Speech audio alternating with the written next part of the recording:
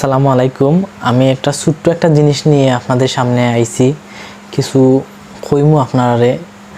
একটা মানুষকে কিভাবে খুন করতে পারে তা আজকে সম্পূর্ণ ভিডিও আপনারা দেখাইমু। একটা স্বামী তার স্ত্রীকে সে কিভাবে পারলো খুন করতো, সে কি মানুষ না অন্য কিছু? আপনারা কমেন্ট করিয়ে কইবা, দেখুকা সম্পূর্ণ ভিডিও। আমার মনে হয় যে আমরা বিড়ালকে মনে হয় এইভাবে আমরা হত্যা করি না। আমরা মানুষকে যেভাবে হত্যা করছেন আমরা বিড়ালকে এভাবে হত্যা করি না। ঘটনাটা ঘটেছে, আমরা আসছি ঠিকই, কিন্তু আমরা জানি আমাদের অন্তর সুমা বেগমের জন্য, ইয়াসমিনের জন্য, আরো সারা যারা অন্যান্য বোনরা আছে তাদের জন্য।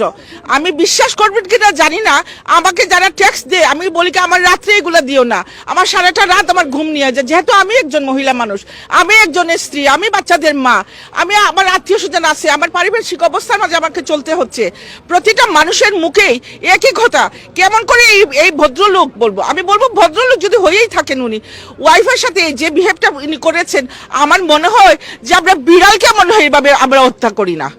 আমরা মানুষকে যেভাবে হত্যা করছেন আমরা বিড়ালকে এভাবে হত্যা করি না। আমরা যদি খাই, আমরা বিড়ালকেও খাবার দিয়ে আমরা খাই। এই ভদ্রলোক যদি এরকম করে থাকেন, তাহলে ভবিষ্যতে প্রজন্ম আমাদের কাছ থেকে কি শিখবে, কি আশা করা যায়? আমরা এখানে যারা আসছি বলবো শুধু জাস্টিস, আমরা আসছি চলে গেলাম এটা না, আমাদের পুরোপুরি এটা বিচার পাইতে হবে। নৃশংসবাদ হত্যা করা হোক, আমরা আর কোনো বইন আমরা আড়াইতাম চাই না। কমিউনিটির মা বোন যারা আছেন তারা কাছে রিকোয়েস্ট থাকবো, প্লিজ প্লিজ প্লিজ, একদিনে কিন্তু অত বড় মার্ডার হয় না, একদিনে কিন্তু এই মার্ডার হয় না।